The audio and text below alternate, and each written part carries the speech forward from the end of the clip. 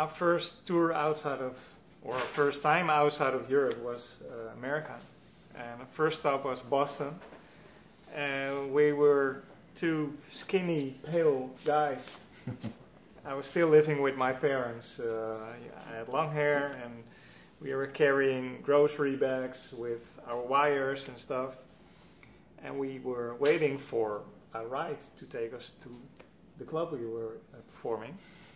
And it was like this big limo in front of the hotel. We were looking at that like, wow, a limo. We hadn't seen making one. jokes of it. Yeah, we don't have limos in Europe.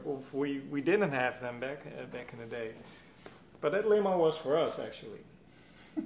So can you imagine like this big limo with these two dorky guys pulling up at the club? Everybody was waiting for the good man, you know, Fresh Fruit. Those records were really successful. And two of these pale dorky guys walked out of the limo past everybody, and everybody was still waiting for the good man to come out of the limo. They saw the roadies, but you know. Yeah, with the wires. Yeah. So that was us guys, and so first we performed in Boston, and then we went to New York. We actually played 2 times one night. First Tunnel Club, then the Limelight. Nice. Yeah. I think Aphex Twin was playing like the night before, something like so in that period. You know, Yeah. I think your music here in New York, you know, probably had more of an influence than you realize, because New York house music, whether you look at Teneglia or Johnny Vicious or like any of these Jonathan Peters, like the biggest, like Junior Vasquez, like the biggest resident DJs at the super clubs here in New York, was all very tribal. Yeah. But we had no clue, because Give It Up was like there was no internet.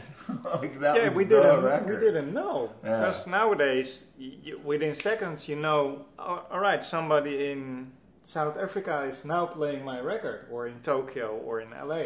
Right. That time you didn't know.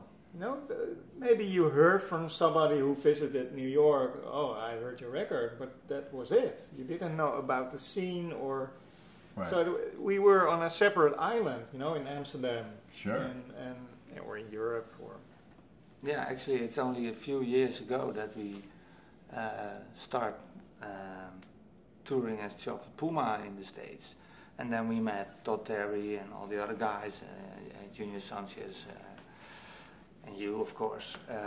And then we hear the stories about how our records did back in the days here in New York. So that was. Yeah, we still every day we hear stories about our records. You know, that like a record from '94, and somebody tells a story about it, and that's amazing. That we made something like 25 years ago, and there's a story behind it from somebody else.